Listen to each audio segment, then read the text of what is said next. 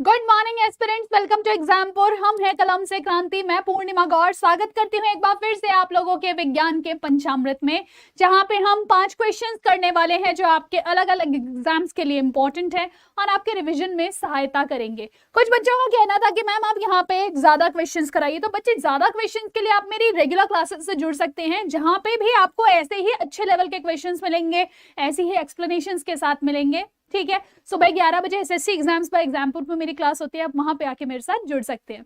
तो चलिए अपने क्वेश्चंस को करना स्टार्ट करते हैं, और ये पंचामृत है तो यहाँ पे हम 5 ही क्वेश्चंस करेंगे। ठीक है बच्चा, चलिए सबसे पहले तो मैंने कल आप लोगों को एक क्वेश्चन दिया था, आप लोगों से पूछा था कि बताइए जब भी कोई भी आपका जो एक पदार्थ है वो सीधा गैस से सॉलिड हो जाता है तो उसको क्या कहते हैं? तो बच्चा इसको हम डेपोजिशन कहते हैं, यानी कि वो जो उसके मॉलिक्यूल्स है आपने उसको इतना ठंडा किया कि वो सीधा गैस से क्या हो गया, सॉलिड बन गया। ठीक है, और अगर हम बात करते हैं अगर वो गैस से लिक्विड हो जाता तो आप उसको कंडेंसेशन कहते। ठीक है, यानी कि संघनन कहते। चलिए अब देखो यहाँ पे आज का पहला क्वेश्चन है, who found the vaccine for small pox. देखो कल 2-3 दिन से हम लोग स्मॉल पॉक्स की ऑलमोस्ट चर्चा कर रहे हैं। मोंकी पॉक्स हुआ, स्मॉल पॉक्स हुआ, काउ पॉक्स हुआ, काफी सारे आपके वायरल डिजीज होते हैं, चिकन पॉक्स हुआ। तो अब ये जो स्मॉल पॉक्स जो था ये काफी ज्यादा फैटल होता है, लगभग इसका 35% का मोर्टिलिटी रेट होता है, इनकी मृत्यु दर इसकी 35% होती है। 100 में से 35 इंसान जो इससे संक्रमित होते हैं उनकी मृत्यु हो जाया करती थी। 1980 में आपने इसको एलिमिनेट करवा दिया है, मतलब WHO ने बोल दिया कि भैया विश्व से खत्म हो चुका है। और इसके में सहायक कौन था? सहायक था एडवर्ड जेनर जी के द्वारा बनाया गया टीका। ठीक है, तो इन्होंने जो टीका बनाया था वो किससे बनाया था? इन्होंने देखा, एडवर्ड जेनर जी ने, कि कुछ ना काउबॉयज हैं, ठीक है, उनको ना क्या हुआ था, उनको काउपॉक्स हुआ था। एंड बेसिकली उनको उनके आसपास क्या है, उनके आसपास जब स्मॉल पॉक्स हुआ उनको तो कोई प्रभाव नहीं दिखा। इसके लिए उन्होंने क्या बोलते हैं, जो काउपॉक्स नाम की बीमारी होती है ना, उसका सैंपल लिया और उसको एक बच्चे के अंदर इंसर्ट किया। इंसर्ट करके इन्होंने चेक किया कि 2-3 बार उसको ऐसा करने के बावजूद भी उसके अंदर स्मॉल पॉक्स नहीं उत्पन्न हुआ। तब उसके द्वारा उन्होंने इस वैक्सीन को डेवलप किया, जो क्या था, एडवर्ड जेनर जी ने स्मॉल पॉक्स की वैक्सीन डेवलप करी। आई थिंक सो आप इस चीज को याद रख पाएंगे। और जो स्मॉल पॉक्स होता है ये वेरियोला वायरस के कारण होता है। किसके कारण? वेरियोला वायरस के कारण होता है। नेक्स्ट क्वेश्चन आ जाता है, मानव प्राप्तकर्ताओं में गैर मानवीय ऊतकों या अंगों का प्रत्यारोपण क्या कहलाता है? अभी कुछ दिनों पहले मैंने, कुछ दिनों नहीं, काफी आई थिंक 1 या 1.25 महीने पहले एक वीडियो बताई थी मैंने आपको, जहां पे आपको बताया गया था, उसमें मैंने आपको बताया था कि एक इंसान के दिल में, दिल की बजाय वहां पे सुअर का दिल लगाया गया है। ठीक है, तो इसको हम बोलते हैं ट्रांसप्लांटेशन। लेकिन कैसा मैम? यहाँ पे हमने कुछ चेंजेस किए। भाई सुअर का दिल इंसान में लगाना बहुत बड़ी बात है। ठीक है, तो इसी प्रकार से इंसान की आंखों के अंदर सुअर का कॉर्निया लगाया जा सकता है, इवन लीवर रिप्लेसमेंट भी किया जा सकता है। तो अब इस प्रकार से किसी अन्य जीव का इंसान में या फिर किसी अन्य जीव में क्या कर देना, अंग लगा देना, इसको हम क्या कहते हैं? जेनो ट्रांसप्लांटेशन कह देते हैं। क्या कह देते हैं? जेनो ट्रांसप्लांटेशन। ठीक है, अच्छा जी। दूसरा आ जाता है, एक आइसोग्राफ्ट शब्द दिख रहा है, इसका मतलब क्या है? कोई 2 जुड़वा बच्चे हैं, ठीक है, तो आप क्या कीजिए कि एक बच्चे का जो भी अंग है अगर आप वो दूसरे बच्चे को दे देते हैं, ठीक है, कोई एक बच्चा था जिसका मान लीजिए हार्ट में होल था और दूसरा बच्चा डेड था, तो उसका जो है हार्ट निकाल के अगर आप हार्ट ट्रांसप्लांट करते हो तो वो आइसोग्राफ्ट हो गया, यानी कि एक जैसे चीजों के अंदर, एक जैसे बच्चों के अंदर आपने ग्राफ्टिंग कर दी।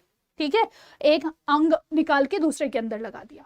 दूसरा देखो एलोग्राफ्ट। एलोग्राफ्ट का मतलब क्या होता है कि मान लीजिए कि कोई एक अन्य इंसान है, उसके अंदर दूसरे इंसान का क्या करा जाए, अंग दे दिया जाए। जैसे आपने देखा होगा काफी सारे लोग लीवर डोनेशन करते हैं, कॉर्निया डोनेशन करते हैं, है ना, तो अपने जो अंगों का हम डोनेशन करते हैं, नेत्रदान किया आपने, लीवर दान किया, तो ये सब क्या हुआ, जरूरी थोड़ी है कि जो अगर आपने अपना नेत्रदान किया है तो वो आपके किसी रिश्तेदार को ही लगेगा या आपके भाई को ही लगेगा, बहन को ही लगेगा, नहीं, वो दुनिया में किसी भी इंसान को लगाया जा सकता है। तो ऐसा किसी एक नॉन, मतलब जो आसपास में रिलेटेड नहीं है, ऐसे नॉन रिलेटेड पर्संस के अंदर अगर आपने ग्राफ्टिंग करी, ट्रांसप्लांटेशन किया, वो एलोग्राफ्ट। ठीक है, अब या फिर जैसे एक्सीडेंट के अंदर स्किन ये खराब हो गई, तो अब यहाँ पे इस स्किन पे मेरे ही शरीर की या फिर अपने ही, जैसे मेरे ही शरीर की यहाँ से स्किन अंदर से निकाल के और यहाँ लगा दी, तो ये क्या हुआ, ये हो गया ऑटोग्राफ्ट। ठीक है, तो स्वयं के शरीर के ऊतकों को स्वयं के अंदर ही किसी और जगह पे यूज करना, उसको हम कहते हैं ऑटोग्राफ्ट। और जनरली जब वो करी जाती है ना, प्लास्टिक सर्जरी करी जाती है, तब इसी का इस्तेमाल किया जाता है। या फिर कोई अगर जल गया है, बहुत ज्यादा मेजर बर्न्स आए हैं, वहां पे जनरली ऑटोग्राफ्टिंग देखने को मिलती है। ठीक है बच्चा, चलो नेक्स्ट क्वेश्चन आ जाता है। Sweet revolution is related to increasing the production of, काफी न्यूज में है। स्वीट रेवोल्यूशन क्या है? गन्ने की उत्पत्ति बढ़ाना है, शहद की उत्पत्ति, महुआ की उत्पत्ति या फिर गुड़ की उत्पत्ति कर बढ़ाना है। तो आप ध्यान रखिएगा कि मीठी क्रांति का संबंध जो है वह गन्ने से नहीं है, वह आपका शहद से है। ठीक है, आप मधुमक्खी पालन को बढ़ाइए और इस साल मोदी जी बहुत ज्यादा इसके ऊपर फोकस कर रहे हैं। ठीक है, और ध्यान रखिएगा कि ये जो आपका स्वीट रेवोल्यूशन है, इसमें हम एपीकल्चर के ऊपर फोकस कर रहे हैं, क्योंकि भैया जब एपीज बढ़ेंगे, यानी कि जब बीज बढ़ेंगे, मधुमक्खियां बढ़ेंगी, तभी तो मधु बढ़ेगा, तभी तो शहद बढ़ेगा ना। तो इसीलिए मीठी क्रांति का संबंध शहद से है। ठीक है बच्चा, चलिए नेक्स्ट क्वेश्चन आ जाता है। अच्छा देखो, इसके अलावा ग्रीन रेवोल्यूशन हुआ, व्हाइट रेवोल्यूशन हुआ, ठीक है, येलो रेवोल्यूशन हुआ, ये सब रेवोल्यूशंस भी भारत के अंदर काफी ज्यादा ग्रोथ लेके आए थे। तो ये रेवोल्यूशंस हमारे लिए बहुत अच्छे होते हैं। आप जानते हो कि झारखंड वाला जो इलाका है ना, वो मधुमक्खी पालन के लिए बहुत अच्छा क्षेत्र माना जाता है। ठीक है, तो उस इलाके के ऊपर स्पेशल फोकस किया जा रहा है हमारी सरकारों के द्वारा कि वहां पे मधुमक्खी पालन को बढ़ाया जाए। और सोचिएगा, अगर वहां पे मधुमक्खी पालन बढ़ता है तो वहां के लोगों को रोजगार मिलेगा और वहां के लोग जो है एक बेहतर जीवन जी पाएंगे। ठीक है, चलिए अगला क्वेश्चन आप लोगों से कहता है कि सड़क पर चलते समय बैलगाड़ी के पहियों की गति डैश का उदाहरण है। बताइए किस चीज का उदाहरण है? ऑसिलेटरी रोटेटरी मोशन, यानी कि दोलनी गति। आपका पहिया ऐसे ऐसे कांपता हुआ चल रहा है और उसके साथ साथ गोल गोल चल रहा है, क्या ऐसा है? नहीं मैडम, दोलन नहीं करता है। ठीक है, आगे पीछे दोलन नहीं कर रहा है, या फिर ऐसे ऐसे कांप नहीं रहा है।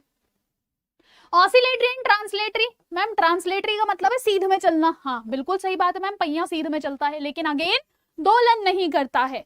तीसरा स्टेटमेंट कहता है ट्रांसलेटरी और रोटरी, यानी कि स्थानांतरीय और घूर्णन। तो मैम स्थानांतरीय कर रहा है, सीधा सीधा आगे पहिया जाता जाएगा, और साथ साथ अपनी ही धुरी पे ऐसे ऐसे वो घूम भी रहा है ना। तो इसका मतलब क्या है? इसका मतलब है कि मैम स्थानांतरीय गति भी है और घूर्णन गति भी है।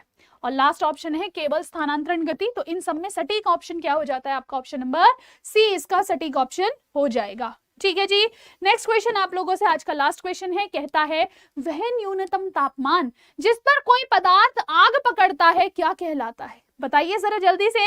वह न्यूनतम तापमान जिस पे कोई भी वस्तु फायर को कैच कर लेती है, it is known as ignition temperature. ठीक है, तो देखिए इग्निशन का मतलब है जलाना। ठीक, तो जिस तापमान पे कोई वस्तु के अंदर जो है आग पकड़ने की क्षमता आ जाए, उसी को हम इग्निशन टेम्परेचर कहते हैं। नॉर्मल टेम्परेचर मतलब किसी भी बॉडी का अलग अलग नॉर्मल टेम्परेचर हो सकता है। जैसे हमारे रूम का टेम्परेचर जो नॉर्मल टेम्परेचर होता है वो 27 डिग्री सेल्सियस जो है वो स्टैंडर्ड टेम्परेचर माना जाता है। हमारे शरीर का नॉर्मल टेम्परेचर 37 डिग्री सेल्सियस माना जाता है। तो अलग अलग हो सकते हैं। बॉइलिंग पॉइंट जिसपे कोई चीज उबलना शुरू कर दे, ठीक है, और मेल्टिंग पॉइंट क्या? जिसके अंदर कोई चीज पिघलना जब शुरू कर देती है, वो बिंदु या फिर वो तापमान जिस पे वो पिघलना शुरू कर दे, अपने ठोस से लिक्विड रूप में आना शुरू कर दे। और बॉइलिंग पॉइंट क्या? जिसमें वह अपने तरल से गैसियस रूप में जाना शुरू कर दे। ठीक है, तो ये सभी क्वेश्चंस है आपके जो काफी अच्छे हैं। ठीक है, कुछ अच्छे क्वेश्चन भी पूछ लिए जाते हैं कभी कभार एग्जाम्स में, तो हमें उनको ऊपर थोड़ा सा ध्यान रखना होता है। और अगर आपको क्लास अच्छी लगी हो, आप लोग लाइक कीजिएगा, चैनल को सब्सक्राइब जरूर कर लीजिएगा और क्लास को शेयर कर दीजिएगा। आप लोगों के साथ ऐसे ही अन्य सेशन में मैं आप लोगों के साथ जुड़ूंगी। कल के पंचामृत में कोई समस्या हो, कोई डाउट हो, तो वो नीचे कॉमेंट सेक्शन में जरूर बताइएगा। और आप लोगों के जो कॉमेंट्स होते हैं मेरे लिए सोर्स ऑफ मोटिवेशन है, तो डेफिनेटली नीचे आप जो है अगर क्लास अच्छी लगी है बताइएगा, और अगर नहीं लगी तो रीजन बताइएगा, मैम इस वजह से क्लास अच्छी नहीं लगी। ठीक है, तो चलिए फिर आज के सेशन को ये विराम देंगे। This is Purnima Gaur signing off. Take care, bye bye.